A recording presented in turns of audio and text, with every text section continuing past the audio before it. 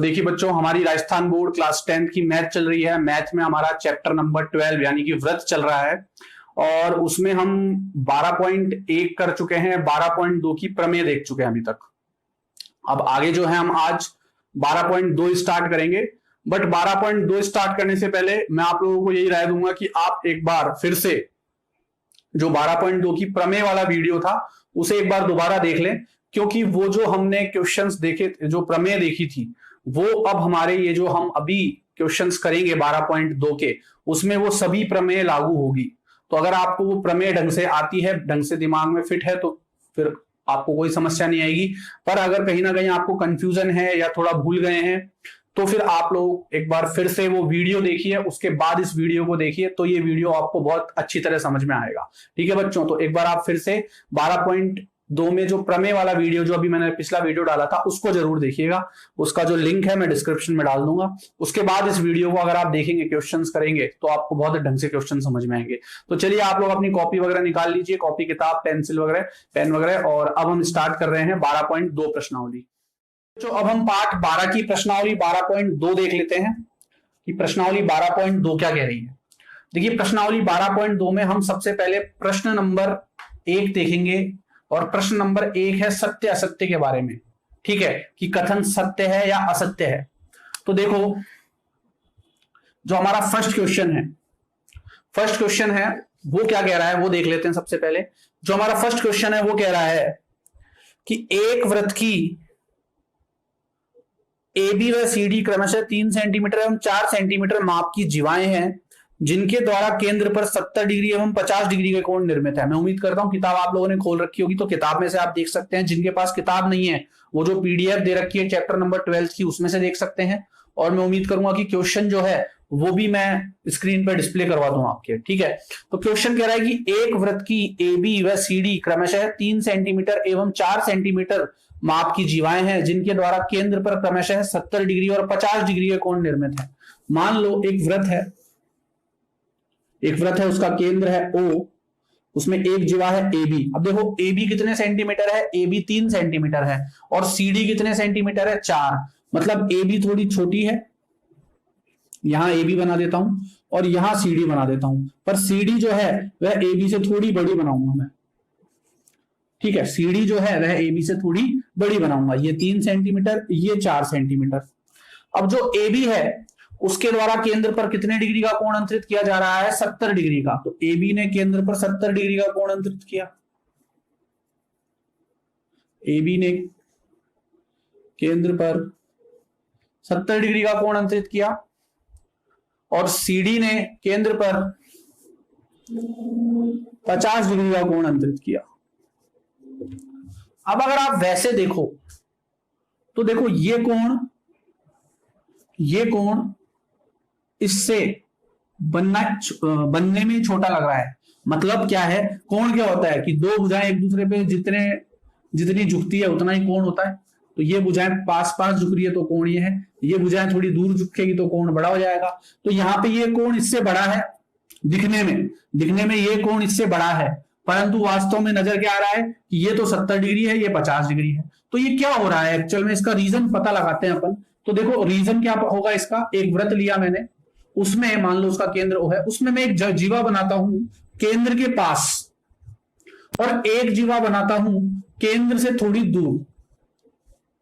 अब मैंने आपको बताया था केंद्र से आप जितना दूर जाते जाओगे जीवा की लंबाई उतनी कम होती जाएगी। जो सबसे बड़ी जीवा होती है वो केंद्र से होकर गुजरती है, जो कि व्यास कहलाती है। जैसे जैसे केंद्र से दूर जाते जाते हैं जीवा की लंबाई कम होती जाती है। तो सीधी सी बात है कि जो केंद्र के पास वाली जीवा है, जैसे ये केंद्र है और ये जो जीवा है ये थोड़ी पास है केंद्र के, और ये जीवा दूर है।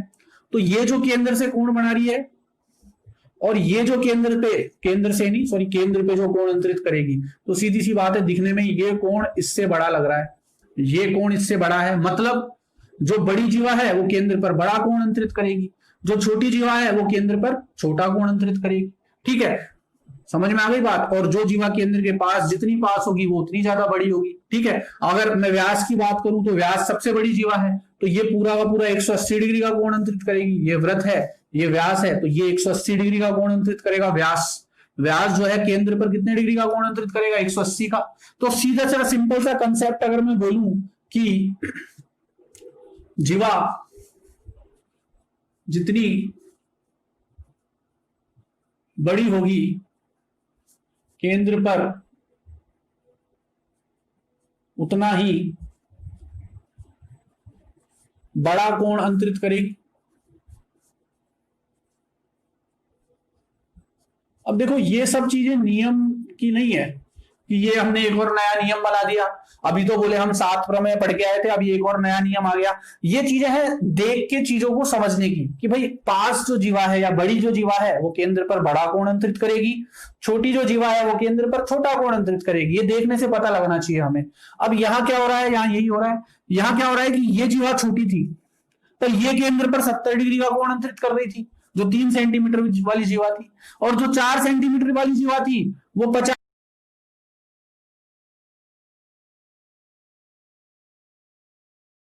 ठीक है, तो जीवा जितनी बड़ी होगी केंद्र पर उतना बड़ा कोण अंतरित करेगी, जीवा जितनी छोटी होगी केंद्र पर उतना छोटा कोण अंतरित करेगी। ठीक है, लेकिन यहां उल्टा हुआ, बड़ी जीवा ने तो छोटा कोण अंतरित किया और छोटी जीवा ने बड़ा कोण अंतरित किया। 3 सेंटीमीटर वाले ने तो 70 का कोण अंतरित किया और 4 सेंटीमीटर वाली ने 50 का ही कोण अंतरित किया। तो ये जो कथन उसने दिया है फर्स्ट में वो क्या है? असत्य है। वो क्या है? असत्य।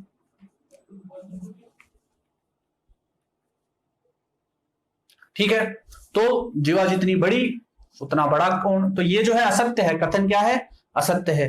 क्यों है असत्य? क्योंकि यहां मैं क्या देख पा रहा हूं कि छोटी जीवा बड़ा कोण अंतरित कर रही है जबकि बड़ी जीवा छोटा कोण अंतरित कर रही है। कारण क्या लिखोगे? कारण आप ये लिख सकते हो। देखो कारण जो है अपनी भाषा में जितनी सिंपल हो सके उतनी सिंपल भाषा में आप लिख सकते हो कोई किसी भी चीज का कारण परीक्षा में भी। ठीक है, जरूरी नहीं है कि आप एग्जैक्ट बुक की लैंग्वेज उतारो या बुक में जैसी उदाहरणों में लैंग्वेज दी हुई है वो उतारो। आपको जो चीज समझ में आई बस उसे वहां आपको लिखना आना चाहिए कि यह कथन असत्य है क्योंकि जीवा जितनी बड़ी केंद्र पर उतना ही बड़ा कोण अंतरित करती है। ठीक है, जीवा जितनी बड़ी होती है केंद्र पर उतना ही बड़ा कोण अंतरित करती है। तो ये आप ये नहीं कह सकते ये कोई नियम है, ये कई चीजें हैं जो हमें देख के बस ऑब्जर्व करनी होती है और किसी निष्कर्ष पर पहुंचना होता है। ठीक है बच्चों, चलिए तो आप इस डायग्राम को उतार लीजिए और ये पॉइंट लिख लीजिए, उसके बाद हम नेक्स्ट पॉइंट देखते हैं हमारा। चलिए सेकंड क्वेश्चन देखते हैं। सेकंड जो इसका क्वेश्चन है, एक वृत्त की जीवाएं जिनकी लंबाई 10 सेंटीमीटर और 8 सेंटीमीटर है केंद्र से क्रमशः है 8 सेंटीमीटर और 5 सेंटीमीटर की दूरी पर स्थित है। चलिए एक क्वेश्चन है, ये कह रहा है कि एक जीवा है उसकी लंबाई तो है 10 सेंटीमीटर, एक जीवा की लंबाई है 10 सेंटीमीटर, दूसरी जीवा की लंबाई है 8 सेंटीमीटर। तो ऑब्वियस सी बात है ये इससे छोटी होगी। और जो 10 सेंटीमीटर वाली जीवा है वह केंद्र से कितनी दूरी पर है? 8 सेंटीमीटर की दूरी पर है। 10 सेंटीमीटर वाली जीवा केंद्र से कितनी दूरी पर है? 8 सेंटीमीटर की दूरी पर है। ठीक है, और 8 सेंटीमीटर वाली जो जीवा है वह केंद्र से कितनी दूरी पर है? 5 सेंटीमीटर की दूरी पर। चलिए इस क्वेश्चन को पहले तो आप देखने पे ही पता लग गया होगा कि ये वाली जो जीवा है यह केंद्र से ज्यादा दूर होनी चाहिए थी, जबकि प्रश्न में इसकी दूरी कम बता रखी है। इसकी दूरी केंद्र से 5 सेंटीमीटर बता रखी है, जबकि बड़ी वाली जीवा की दूरी केंद्र से 8 सेंटीमीटर बना रखी है। तो देखने में तो ये हमें गलत लग रहा है, बट इसका एक्चुअल रीजन देखते हैं क्या होगा। चलिए फिर से वृत्त बनाता हूं मैं, ये केंद्र है। अब देखो एक चीज आपको फिट बैठा ली है दिमाग में और एक चीज आपको बिल्कुल क्लियर हो जानी चाहिए कि केंद्र से जैसे जैसे जितना दूर जाओगे जीवा उतनी छोटी होती जाएगी और केंद्र के जैसे जैसे पास आओगे जीवा की लंबाई बढ़ती जाएगी। केंद्र से होकर जाने वाली जीवा जो होगी वो सबसे बड़ी जीवा होगी, फिर वापस ऊपर जाओगे तो फिर से जीवा की लंबाई छोटी होने लगेगी। समझ में आ गई बात? तो केंद्र की तरफ जाओगे, कहीं से भी जाओ, चाहे ऊपर से जाओ चाहे इधर से नीचे से जाओ, केंद्र की तरफ जाओगे तो जीवा की लंबाई बढ़ेगी और केंद्र से दूर जाओगे तो जीवा की लंबाई कम होगी। यहां तक कोई समस्या नहीं होनी चाहिए आपको। ठीक है, अब आ जाते हैं हमारे इस क्वेश्चन पे। इस क्वेश्चन में एक्चुअल में लॉजिक क्या लग रहा है, देखो थोड़ा दिमाग लगाते हैं। एक बात निश्चित है कि एक जीवा तो बड़ी है और एक जीवा छोटी है। एक 10 सेंटीमीटर की है और एक 8 की है। तो देखो जो जीवा बड़ी है वो केंद्र के ज्यादा पास होगी, और जो जीवा छोटी है वो केंद्र से ज्यादा दूर होगी। जो जीवा बड़ी है वो केंद्र के पास होगी, जो जीवा छोटी है वो केंद्र से दूर होगी। क्यों? क्योंकि जैसे जैसे केंद्र से दूर जाते हैं जीवा की लंबाई छोटी होती जाती है। तो यहां तो इसने उल्टा दे दिया, जो बड़ी जीवा थी उसकी दूरी तो ज्यादा दे दी, इसकी दूरी तो 8 दे दी, और छोटी जो जीवा थी उसकी दूरी 5 दे दी। जबकि होना क्या चाहिए था कि बड़ी जीवा की दूरी तो केंद्र से कम होनी चाहिए थी और छोटी जीवा की दूरी केंद्र से ज्यादा होनी चाहिए थी। तो इसको मैं एक पॉइंट में लिख देता हूं यहां पे कि जीवा की लंबाई बढ़ने पर, जीवा की लंबाई बढ़ने पर जीवा की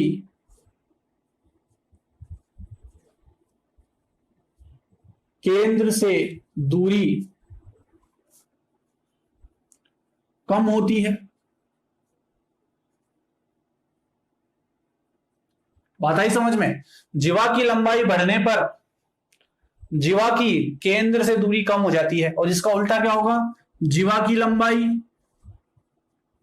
लंबाई कम होने पर, मतलब आप केंद्र से दूर जा रहे हो तभी तो जीवा की लंबाई कम हो रही है।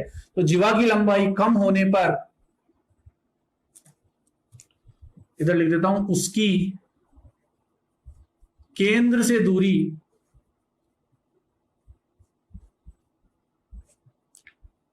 बढ़ती है।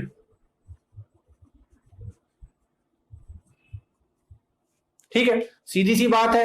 जैसे जैसे जीवा की लंबाई कम होती जाएगी तो केंद्र से आप दूर जा रहे हो तभी जीवा की लंबाई कम हो रही है। तो अब यहां जो जीवा होगी वो बहुत और भी छोटी हो जाएगी, तो उसकी दूरी भी केंद्र से उतनी ज्यादा होगी। और यहां जो जीवा होगी वो और बड़ी हो जाएगी, तो उसकी दूरी उतनी ही क्या हो जाएगी? केंद्र से कम हो जाएगी। जबकि यहां उल्टा दिया हुआ था, बड़ी जीवा की लंबाई तो कम दी हुई थी, सॉरी, बड़ी जीवा की लंबाई तो ज्यादा दी हुई थी और छोटी जीवा की लंबाई कम दी हुई थी, जबकि होना उल्टा चाहिए था। ठीक है, चलिए तो इसको आप लिख दीजिए, ये भी क्या है? असत्य है। क्यों है असत्य? क्योंकि, और फिर ये आपका कारण हो गया। ठीक है, इसको नोट कर लीजिए। फिर इसके बाद हम थर्ड क्वेश्चन को देखते हैं। इसके देखिए थर्ड क्वेश्चन क्या कह रहा है? एक वृत्त की 2 जीवाएं हैं ए बी और सी डी, इनमें से प्रत्येक की केंद्र से दूरी कितनी है? 4 सेंटीमीटर है। तो आपको बताना है कि ए बी सी डी के बराबर होगी क्या। ठीक है, तो देखो ये एक वृत्त, इसकी 2 जीवाएं हैं ए बी और सी डी, और दोनों की प्रत्येक की केंद्र से दूरी कितनी है? 4 सेंटीमीटर। तो ए बी सी डी के बराबर होगी क्या? अब देखो 2 जीवाओं की केंद्र से दूरी समान है, तो एक जीवा केंद्र के नीचे बना देता हूं ए बी, और एक जीवा ऊपर बना देता हूं सी डी। अब इसकी भी 4 सेंटीमीटर की दूरी है केंद्र से, ए बी की भी, और सी डी की भी 4 सेंटीमीटर की दूरी है। दोनों की दूरी क्या है? समान है केंद्र से। तो इसका मतलब मैं क्या कह सकता हूं यहां पे? मैं ये कह सकता हूं कि जीवा ए बी जो है वो सी डी के क्या है? बराबर। क्यों? क्योंकि जीवाएं समान होगी तभी उनकी केंद्र से दूरी क्या होगी? समान। अगर ये जीवा 4 की ना हो के 3 की होती तो ये नीचे थोड़ी नीचे मतलब थोड़ी दूर बनती केंद्र से, और दूर बनती तो दूरी ज्यादा हो जाती। अगर ये दूरी 4 की जगह 5 की, सॉरी, ये जीवा अगर 4 की जगह 5 की होती, मतलब थोड़ी बड़ी होती, तो केंद्र के पास बनती और दूरी कम हो जाती केंद्र से। बट इसकी भी दूरी 4 और इसकी भी दूरी 4, ऐसा तभी संभव है जब ये दोनों जीवाएं भी क्या है? समान। तो यह इसमें ए बी जो होगा वो किसके बराबर होगा? सी डी के। दोनों जीवाओं की लंबाई क्या होगी? समान, तभी उनकी केंद्र से दूरी समान होगी। तो इसके लिए कारण क्या लिखोगे आप? ये एक तो सत्य है। ठीक है, उसने कहा है कि अगर दोनों जीवाओं की दूरी केंद्र से 4 है तो क्या दोनों जीवाएं भी समान होगी? मतलब दोनों जीवाएं भी समान होगी? तो बिल्कुल दोनों जीवाएं समान होगी, क्योंकि उनकी केंद्र से दूरी समान है। तो सत्य है, क्योंकि समान जीवाओं की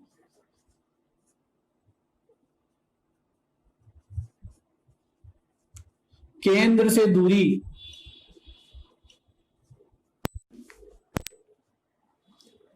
सत्य है, क्योंकि समान जीवाओं की केंद्र से दूरी भी समान होती है।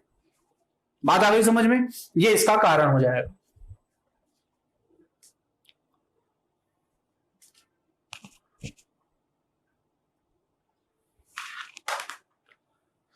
तो ये हमारा सेकंड क्वेश्चन हो गया, इसको नोट कर लीजिए आप लोग। हम देखते हैं question number fourth. Question number fourth जो है वो ये कह रहा है कि ओ और ओ डैश केंद्र वाले दो सर्वांगसम वृत्त हैं।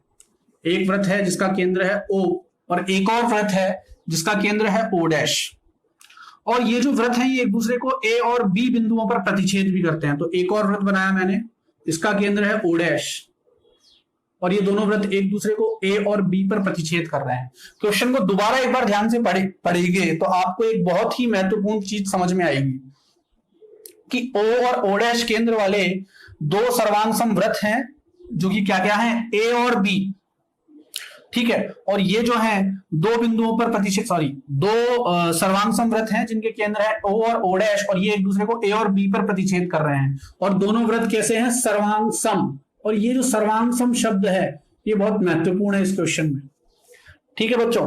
तो जो सर्वांगसम वृत्त हैं ये दोनों एक दूसरे को ए और बी पर प्रतिच्छेद करते हैं। आपको सिद्ध करना है कि A O B O dash B के बराबर है, ये वाला कोण इसके बराबर है। बड़ा बेसिक सा क्वेश्चन है, ठीक है। देखो अगर ये दोनों वृत्त सर्वांगसम है तो सर्वांगसम से हम क्या समझते हैं, सर्वांगसम का मतलब है, सर्व का मतलब सभी, ठीक है, अंग समान, जिसके सारे अंग समान हो, ऐसी कोई भी दो आकृतियां जिनके सभी अंग समान हो, क्या बन जाती है, सर्वांगसम। जैसे 9th क्लास में हमने दो त्रिभुजों को सर्वांगसम सिद्ध किया था अलग अलग नियमों से, एस एस एस, कोण कोण कोण, भुजा भुजा भुजा, भुजा कोण भुजा, ठीक है।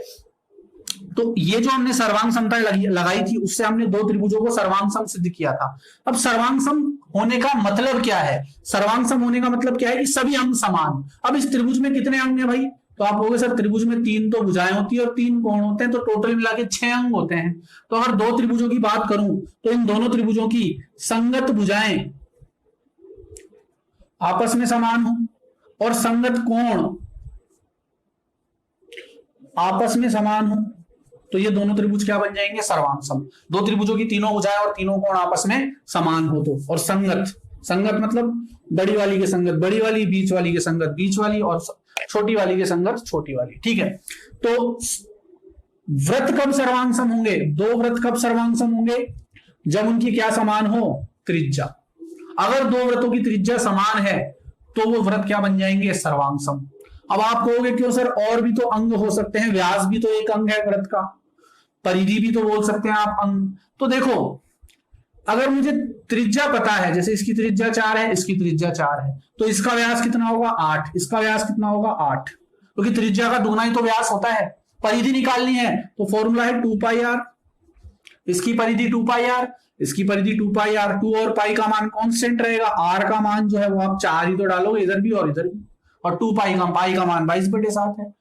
तो कुल मिला के बात क्या है कि अगर त्रिज्या समान है तो बाकी सब तो अपने आप ही समान आएगा। तो मेन चीज क्या है, त्रिज्या। अगर दो वृत्तों की त्रिज्या समान है, दो वृत्तों की त्रिज्या अगर समान है, दो वृत्तों की त्रिज्या समान हो तो वे वृत्त क्या कहलाते हैं, सर्वांगसम। अब देखो इसके अंदर मैं एक रचना करता हूं, ए को बी से मिला देता हूं। अब इस वृत्त में भी जीवा ए बी है और इस वृत्त में भी जीवा ए बी है, ठीक है। इस वृत्त की जीवा ए बी द्वारा जो कोण अंतरित किया जा रहा है केंद्र पे वो क्या है, ए ओ बी, और इस वृत्त की जीवा द्वारा ए बी द्वारा, देखो इस वृत्त में भी ए बी जीवा है और इस वृत्त में भी ए बी जीवा है, इसके द्वारा जो कोण अंतरित किया जा रहा है वो है ए ओ बी, और इसके द्वारा जो कोण अंतरित किया जा रहा है वो ए ओ डैश बी। और क्योंकि वृत्त सर्वांगसम है तो इनकी त्रिज्याएं समान है, इनकी त्रिज्याएं समान है तो कोण अपने आप ही समान होंगे, ठीक है। ये तो एक कारण है। वैसे इसका वास्तविक कारण जो है वो हम त्रिभुजों की सर्वांग समता से भी ज्ञात कर सकते हैं, ये तो आपको समझना है। ये चीज जो है ये एक एक्स्ट्रा चीज है, इसको सिर्फ आपको देखना है कि एक्चुअल में हो क्या रहा है। एक्चुअल में मैं यहां क्या कर रहा हूं, त्रिभुज एओबी को और त्रिभुज एओ डैश बी को सर्वांग सम सिद्ध करूंगा। तो त्रिभुज एओबी और ए डैश ओ बी में देखो क्या होगा। देखो एओ इस वृत्त की त्रिज्या है और ए ओ डैश या ओ डैश ए, ओ ए लिख देता हूं, इसकी तो ओ ए और इसकी ओ डैश ए, ये दोनों त्रिज्या आपस में समान होगी। क्यों? क्योंकि वृत्त क्या दिए हैं उसने, सर्वांग सम। और सर्वांग सम कोई वृत्त अगर है कब होंगे, जब दो वृत्तों की क्या होंगी, त्रिज्या समान, मतलब इसकी और इसकी त्रिज्या समान। ऐसे ही ओबी जो है इस वृत्त की त्रिज्या है और ओ डैश बी इस वृत्त की त्रिज्या है। और एक लास्ट चीज, ए बी दोनों में है, ए बी इसमें भी है और ए बी इस त्रिभुज में भी है और इस त्रिभुज में भी है। तो क्या हो गई, उभयनिष्ठ। ये क्या हो गई, उभयनिष्ठ। ये कॉमन है दोनों में। और ये इसके बराबर क्योंकि त्रिज्या है, ये इसके बराबर क्योंकि त्रिज्या है। और त्रिज्या समान क्यों है, क्योंकि वृत्त क्या है, सर्वांग सम। तो एसएसएस नियम से या एसएसएस सर्वांग समता से त्रिभुज एओबी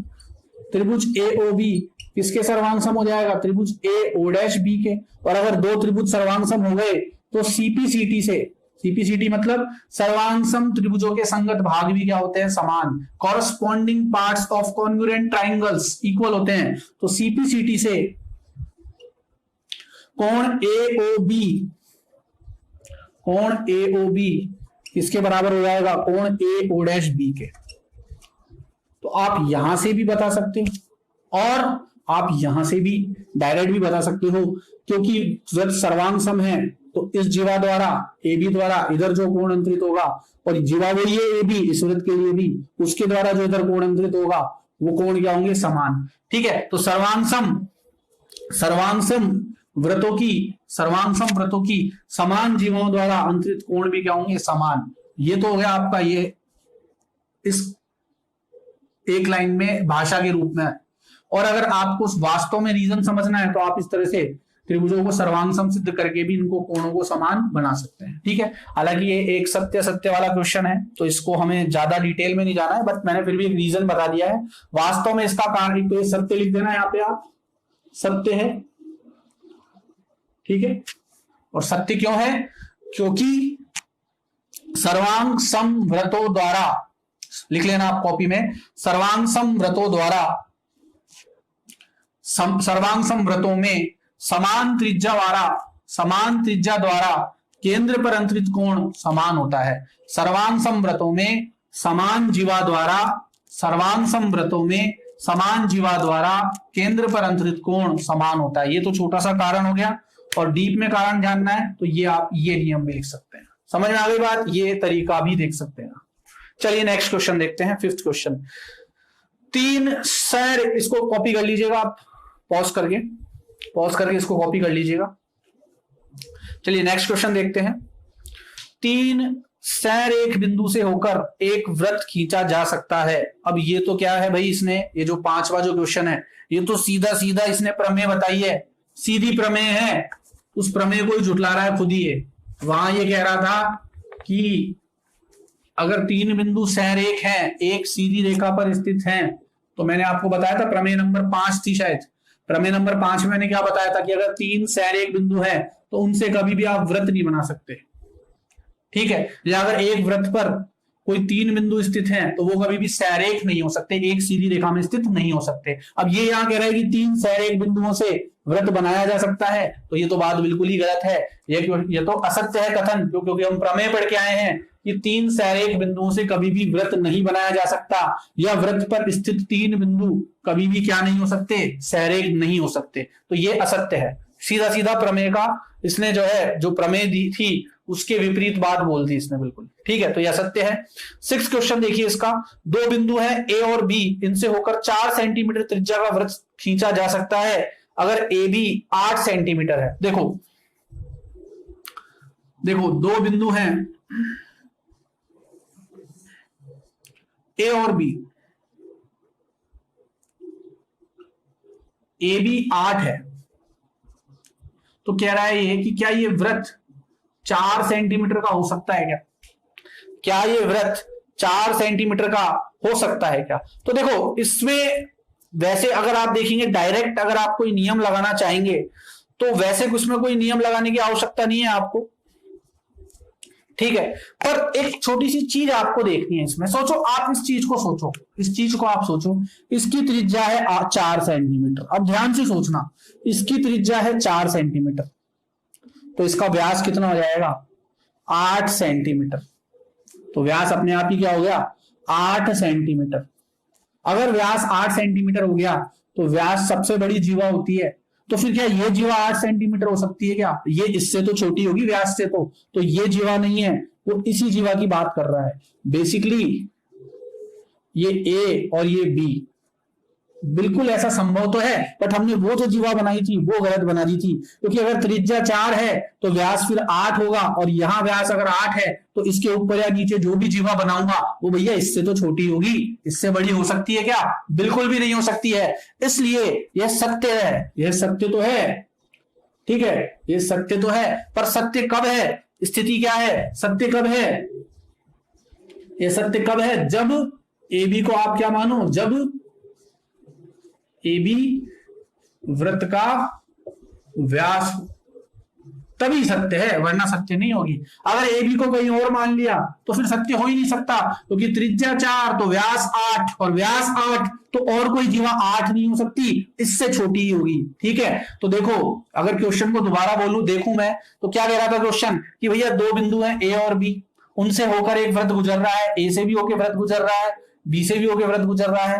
वृत्त की त्रिज्या कितनी होनी चाहिए? 4, बिल्कुल है, बिल्कुल है। और ए बी कितना होना चाहिए? 8, बिल्कुल यहां से हो सकता है, अगर इसको मैं व्यास को ए बी मान लूं तो। अन्य किसी को मानूंगा तो ये स्थिति संभव नहीं हो सकती, बट व्यास की स्थिति में, व्यास अगर मैं ए बी मान रहा हूं तो बिल्कुल पॉसिबल है, कोई दिक्कत नहीं आएगी, ठीक है बच्चों, इसको आप नोट कर लीजिए। फिर हम क्वेश्चन नंबर 2 देखते हैं। फिर हम देखिए बच्चों नेक्स्ट क्वेश्चन क्या कह रहा है, एक वृत्त की त्रिज्या है 13 सेंटीमीटर, जीवा की लंबाई है 10 सेंटीमीटर, आपको जीवा की केंद्र से दूरी ज्ञात करनी है। वृत्त की त्रिज्या 13 सेंटीमीटर है, जीवा की लंबाई 10 सेंटीमीटर है, जीवा की केंद्र से दूरी ज्ञात करनी है आपको। वैसे मैंने क्वेश्चन पूरा नहीं लिखा है, एग्जैक्ट किताब की लैंग्वेज नहीं है, बट जो उसके मेन पार्ट थे वो मैंने लिख दिए हैं। जो मेन क्वेश्चन है वो आप किताब में से देख सकते हैं, या जो पीडीएफ मैंने भेजी है उसमें से आप देख सकते हैं। चलिए देखिए वृत्त की त्रिज्या 13 सेंटीमीटर है। सबसे पहले तो आपको पता है कि इसमें मुझे एक वृत्त बनाना है, और मैं फिर कह रहा हूं अब जो हम क्वेश्चंस कर रहे हैं उनके लिए आपको जो मैंने प्रमेय पढ़ाई थी, अभी भी अगर आपने वो प्रमेय नहीं देखी है, प्रमेय दोबारा रिवाइज कर लीजिए आप, ठीक है। लेकिन बिना उन प्रमेयों के आप ये क्वेश्चन सॉल्व नहीं कर पाएंगे, सॉल्व नहीं कर पाएंगे इनको, इन क्वेश्चंस को सॉल्व आप नहीं कर पाएंगे अगर आपने प्रमेय नहीं देखी है तो भैया प्रमेय जरूर देख लेना, ठीक है, प्रमेय जरूर देख लेना आप लोग। अगर प्रमेय नहीं देखी है तो प्रमेय को दोबारा देख लो उस वीडियो में जाके, जो इससे पहले वाला वीडियो है, क्योंकि सभी प्रमेय आप काम आएगी आपके क्वेश्चन हल करने में, ठीक है। तो वृत्त की त्रिज्या है 13 सेंटीमीटर, मान लो वृत्त है और वृत्त का केंद्र है O, इसकी त्रिज्या है 13 सेंटीमीटर। अब देखो थोड़ा इन क्वेश्चनों में हमें ध्यान रखना है, इस टाइप की जो क्वेश्चन आएंगे और ये जो क्वेश्चन है इसका, इसमें जो हम पैटर्न फॉलो करेंगे या इसमें जो स्टेप्स हम लगाएंगे इस क्वेश्चन में बहुत इंपॉर्टेंट है, आगे कई क्वेश्चंस में भी आपके काम आएंगे। तो बेसिकली एक इंपॉर्टेंट क्वेश्चन है, आगे बहुत जगह आप देखेंगे कई क्वेश्चंस में ये जो है अप्लाई होगा, ये मेथड, ये जो तरीका है, और बोर्ड में भी मैंने कई क्वेश्चंस इस तरह के आते हुए देखे हैं, तो इंपॉर्टेंट क्वेश्चन है एक तरीके से। तो वृत्त की त्रिज्या 13 सेंटीमीटर। अब त्रिज्या वैसे तो मैं वृत्त की कहीं भी बना सकता हूँ, यूं बना दूं, यूं बना दूं, यूं बना दूं, बट अभी हमें थोड़ी सब्र करनी है। त्रिज्या को बनाने से पहले थोड़ा क्वेश्चन को आगे बढ़ाते हैं। जीवा की लंबाई है 10 सेंटीमीटर, चलो जीवा मैं बना सकता हूं, जीवा ये बना दी मैंने 10 सेंटीमीटर की एक जीवा बना दी, ये जीवा होती है, ठीक है, जो वृत्त की परिधि पर स्थित दो बिंदुओं को मिलाए। आपको जीवा की केंद्र से दूरी याद करनी है, जीवा की केंद्र से दूरी, ये दूरी याद करनी है। और मैंने आपको बताया था जो दूरी होती है वो हमेशा 90 डिग्री पे लंबवत होती है, जो दूरी होती है वो 90 डिग्री पे क्या होती है? लंबवत। वृत्त की त्रिज्या कितनी है? 13 सेंटीमीटर। अब मैं वृत्त की त्रिज्या बना सकता हूं, तो वृत्त की त्रिज्या बनाने के लिए मैं इधर उधर नहीं बनाऊंगा, इस तरीके से बनाऊंगा, यहां पे इस बिंदु से इस बिंदु तक मिलाऊंगा। आपको पता है कि वृत्त की त्रिज्या जो होती है वो कहां से कहां तक होती है? केंद्र से लेके परिधि पर तक। तो केंद्र से लेकर परिधि तक ये मुझे 13 सेंटीमीटर दे दी। ठीक है बच्चों, वृत्त की जीवा कितनी दे दी? 10 सेंटीमीटर। ठीक है, आपको जीवा की केंद्र से दूरी ज्ञात करनी है। ये आपकी जीवा है, ये जीवा है, इसकी केंद्र से दूरी ज्ञात करनी है। और दूरी मैंने आपको क्या बताया था, हमेशा कौन सी होती है, कितने डिग्री पे होती है? लंबवत दूरी होती है, हमेशा 90 डिग्री का कोण बनाती है जब भी हम दूरी की बात करेंगे। तो ये जीवा की ये दूरी ज्ञात करनी है। अब देखो इस क्वेश्चन में हमें कहीं भी नाम नहीं दिए हुए हैं चीजों के, लेकिन हम चीजों के नाम मानेंगे खुद। मान लो जीवा है AB, ठीक है, और ये जो दूरी हम निकाल रहे हैं ये मैं निकाल लेता हूं, मान लेता हूं OC। क्वेश्चन दोबारा समझ लेना, एक वृत्त है, मैंने वृत्त बनाया, उसका एक केंद्र बनाया O, उसकी त्रिज्या थी 13 सेंटीमीटर, बट त्रिज्या कहां दिखानी है इसके लिए मैंने थोड़ा रोका क्वेश्चन को। आगे देखा एक जीवा थी जिसकी लंबाई 10 सेंटीमीटर थी, तो मैंने जीवा बना दी 10 सेंटीमीटर की। AB जीवा अपने मन से बना दी मैंने, मतलब 10 सेंटीमीटर तो हमें प्रश्न में दिया हुआ है, लेकिन नाम जो है वो अपने मन से माना है हमने AB। और जीवा की केंद्र से आपको दूरी ज्ञात करनी थी, तो ये जीवा है, इसकी केंद्र से दूरी यही होगी, लंबवत दूरी। ठीक है, अब इन क्वेश्चंस में आपको ये क्या है, आपके ज्योमेट्री के क्वेश्चन है, रेखागणितीय क्वेश्चन है, तो सभी प्रकार के क्वेश्चंस को सॉल्व करने का एक फिक्स पैटर्न होता है। सबसे पहले हमें जो दिया होता है वो हम लिखते हैं। दिया है, क्या दिया है कि भाई जीवा जो है वो 10 सेंटीमीटर है, और प्रश्न में मैंने जीवा क्या मानी है? AB, तो आप लिखेंगे जीवा AB बराबर 10 सेंटीमीटर, ये मैंने मान लिया खुद। ठीक है, त्रिज्या कितनी है? 13 सेंटीमीटर, तो आप लिखेंगे त्रिज्या, और ब्रैकेट में लिख देंगे त्रिज्या को किससे दर्शाते हैं? R से। ठीक है, त्रिज्या R बराबर 13 सेंटीमीटर। ठीक है, और फिर क्या ज्ञात करनी है आपको? जीवा की केंद्र से दूरी, तो यहां पे लिख देंगे ज्ञात करना है। अगर ज्ञात करना है तो ज्ञात करना लिख दो, अगर कोई सिद्ध करना है किसी क्वेश्चन में तो यहां लिख दो सिद्ध करना है। सिद्ध क्या करना है आपको? सिद्ध करना है, सॉरी ज्ञात क्या करना है? ज्ञात करनी है जीवा की केंद्र से दूरी, तो बेसिकली आपको OC ज्ञात करना है। जीवा की केंद्र से दूरी हमने क्या मानी है? OC, तो ज्ञात क्या करना है आपको? OC। ठीक है, फिर मैं यहां लिखूंगा हल। तो ये तो आपको हर क्वेश्चन में करना है, जो दिया हुआ है वो लिख दो, और जो ज्ञात करना है या सिद्ध करना है वो लिख दो। फिर अगर ज्ञात करना है तो यहाँ हल लिख दो, अगर सिद्ध करना है तो उत्पत्ति लिख दो। ठीक है, हल देखिए कैसे करेंगे इसका। देखिए सबसे पहली बात तो अब हम प्रमेयों का इस्तेमाल करेंगे। हमने एक प्रमेय पढ़ी थी, अभी आपका काम है देखना कि वो कौन से नंबर की प्रमेय थी। इतना सा तो होमवर्क आपको करना पड़ेगा, इतना सा तो पहले का उठा के आपको देखना पड़ेगा, तभी चीजें समझ में आएगी। ठीक है, इसीलिए बार बार कह रहा हूं, इसके साथ साथ वो प्रमेय वाला वीडियो जरूर देख लेना। तो एक प्रमेय हमने पढ़ी थी कि अगर कोई जीवा है और उस पर हम केंद्र से लंब डालें तो वो उस जीवा को 2 बराबर भागों में बांटती है या समद्विभाजित करती है। जीवा पर केंद्र से डाला गया लंब जीवा को समद्विभाजित करता है। जीवा पर केंद्र से डाला गया लंब जीवा को समद्विभाजित करता है। तो ये एक जीवा है, क्योंकि हमें इसकी केंद्र से दूरी ज्ञात करनी थी, और दूरी हमेशा क्या होती है? लंबवत। तो OC हमने इस पे डाला। अब इसमें आप ये नहीं कह सकते हो कि हमने रचना की है। कुछ बच्चे इसको लिख देते हैं ये हमने रचना की है, OC लंब AB, बट ये रचना नहीं है। ये हमें क्वेश्चन में उसने कहा था कि जीवा की केंद्र से दूरी ज्ञात करो, और ये कॉमन सेंस है कि जो केंद्र होता है उससे या कोई भी जो दूरी होती है वो हमेशा लंबवत होती है, तो ये ऑटोमेटिक लंबवत ही है। हमें OC ज्ञात करना है, और OC AB के क्या है? लंबवत है। ठीक है, तो जीवा पर केंद्र से डाला गया लंब इसे 2 बराबर भागों में बांटेगा। जीवा AB को OC 2 बराबर भागों में बांटेगा, 5 और 5 सेंटीमीटर के 2-2 भाग हो जाएंगे बराबर। ठीक है, तो मैं हल में क्या लिखूंगा कि OC जो है वो किस पे लंब है? AB पे, क्योंकि OC जो है वो AB पे लंब है, तो OC जो है वो AB को 2 बराबर भागों में बांटेगा। कौन कौन से? AC और BC। तो मैं यहां लिख सकता हूं कि OC लंब है AB, अतः जो AC होगा वो किसके बराबर होगा? BC के। AC किसके बराबर होगा? BC के। और कितने कितने होंगे? देखो AC भी इसका आधा होगा और BC भी इसका आधा होगा, क्योंकि जीवा से केंद्र से जीवा पर डाला गया लंब उसे समद्विभाजित करता है, 2 बराबर भागों में बांटता है। तो AC और BC दोनों ही किसके आधे होंगे? AB के।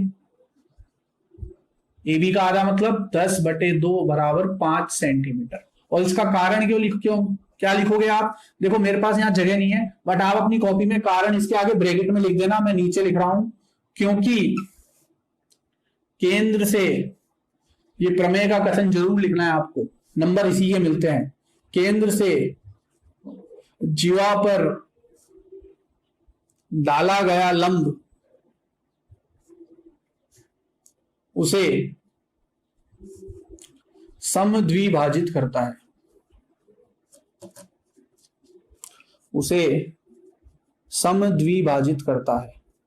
बात आई बच्चों समझ में आप लोग? ठीक है, क्योंकि OC AB पे लंब है, इसलिए OC AB को दो बराबर भागों में बांटेगा। क्यों? क्योंकि हमने ऐसी प्रमेय पढ़ी थी कि केंद्र से जीवा पर डाला गया लंब उसे समद्विभाजित करता है या दो भागों में बांटता है, इसलिए AC किसके बराबर हो जाएगा? BC के, और दोनों ही क्या आ जाएंगे? 5 सेंटीमीटर, मतलब AB के आधे। ये भी 5 और ये भी 5 हो गया। ठीक है बच्चों, कारण आप लिख देना प्रमेय का। अब आगे देखो, मुझे क्या याद करना था? मुझे याद करनी थी जीवा की केंद्र से दूरी, मतलब कि OC, जीवा की केंद्र से दूरी OC याद करनी थी मुझे। ठीक है, अब OC कैसे याद करूं? देखो अगर ये 90 डिग्री है तो ये भी 90 डिग्री होगा, क्योंकि ये एक रैखिक कोण युग्म है, इन दोनों का योग 180 होगा, तो ये 90 है तो ये भी 90 होगा। ठीक है, तो मैं कह सकता हूं कि समकोण त्रिभुज, ये समकोण का मैंने चिन्ह लगाया, OA, ये कितने सेंटीमीटर था? 10।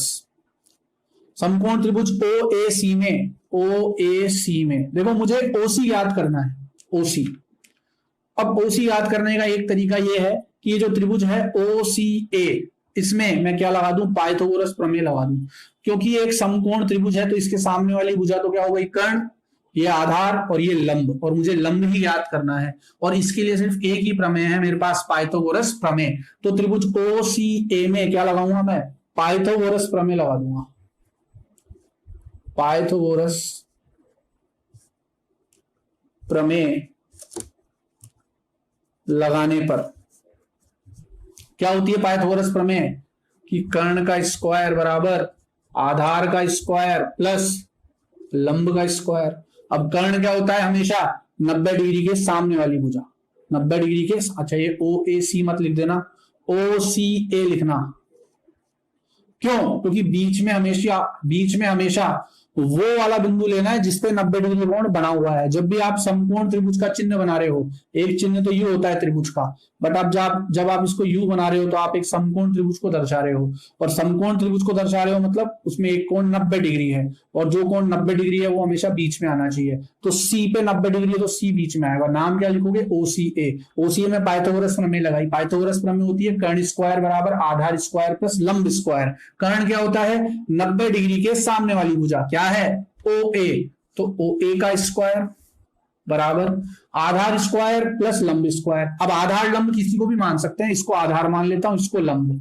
ठीक है, वैसे आप ट्रिग्नोमेट्री में देखेंगे कि लंब और आधार जो है वो कोण के हिसाब से होता है, बट अभी हम किसी को ही मान लेते हैं, तो चलो इसको आधार मान लेता हूं, इसको लंब। तो AC स्क्वायर प्लस आधार स्क्वायर प्लस लंब स्क्वायर मतलब कि OC स्क्वायर।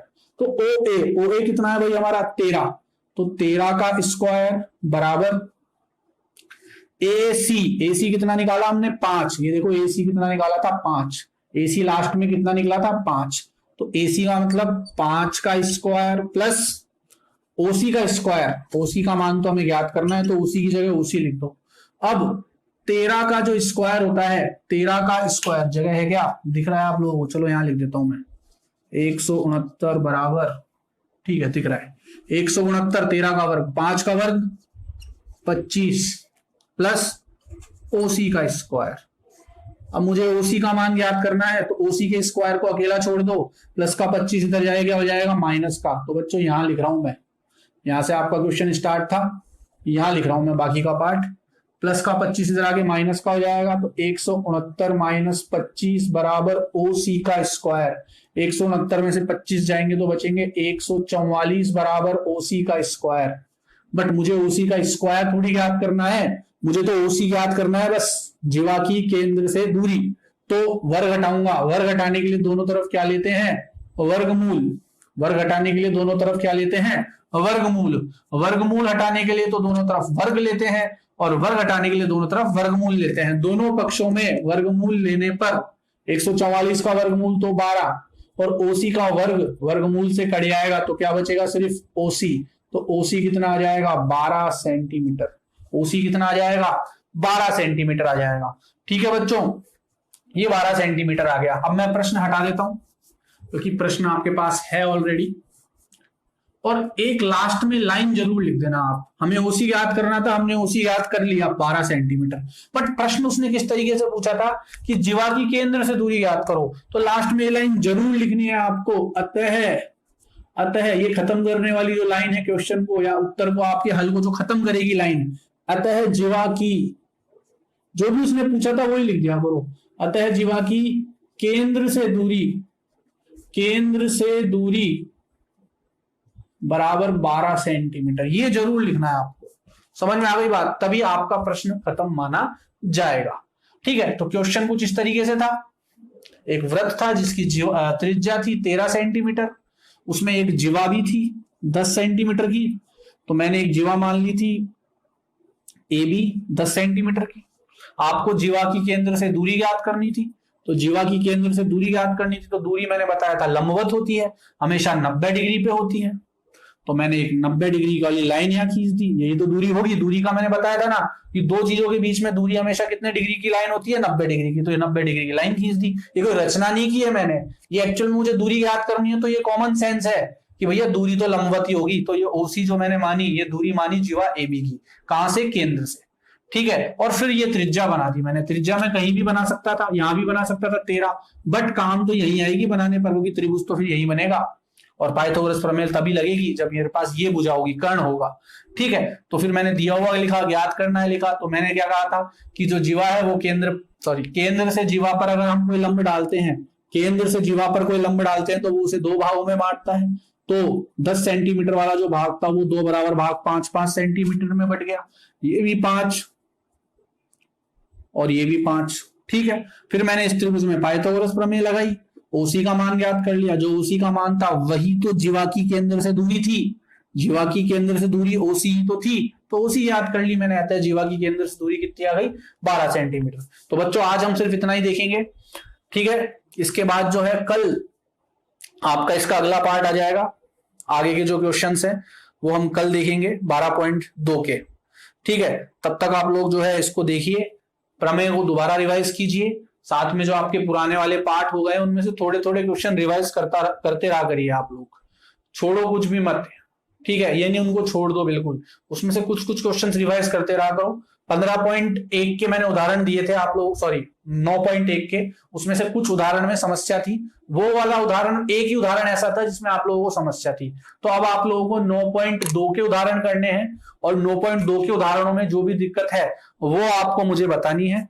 फिर 9.1 और 9.2 दोनों के उदाहरण साथ में मैं आपको दे दूंगा। ठीक है, 9.2 के उदाहरण आपको बिना देखे करने हैं। अगर कोई समस्या आ रही है तो दोबारा 9.2 का जो वीडियो है वो दोबारा देख लो, उसका जो परिचय दिया था, जो फॉर्मूला समझाया था, उसके बाद उसके उदाहरण करने बिना देखे।